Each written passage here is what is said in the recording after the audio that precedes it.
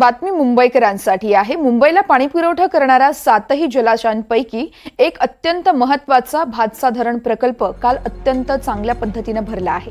भातसा धरण भरल्याने मुंबईकरांच्या जवळपास 10 महिन्यांच्या पाण्याची बेगमी झाली आहे। तिकडे मध्य वैतरणा धरणही भरण्याच्या मार्गावर आहे। मध्य वैतरणा धरणाने 282 मीटरची पाणी पातळी गाठली आहे। पाण्याने 283 मीटर पातळी ओलांडली की मध्य वैतरणातूनही पाण्याचा विसर्ग सुरू होणार आहे।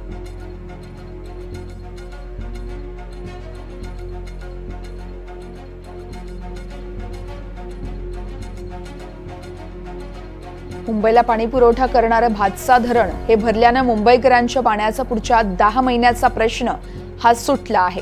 मुंबईला पाणी पुरवठा करणारे भातसा धरण आणि हेच धरण सुरू भरलं आहे। 108.60 क्युसेक वेगाने यातून पाण्याचा विसर्ग केला जातोय। राज्यातल्या धरणांची स्थिती नेमकी काय आहे आपण जाणून घेऊयात ग्राफिक्सच्या माध्यमातून। गोसीखुर्द 38.98%, तोतलाडोह 87.78%, तर ऊर्ध्व वर्धा हे धरण 75.22% भरलंय।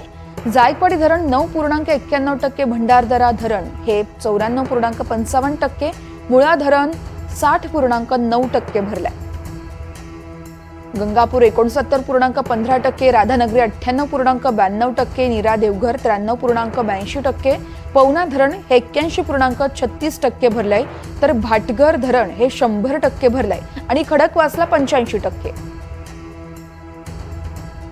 पानशेत धरण 93.21%, वारणा 82.10%, कोयना 81.27%, उजनी धरण हे 73.38%, तिल्लारी धरण हे 85.40% आणि बारवी धरण 82.43%।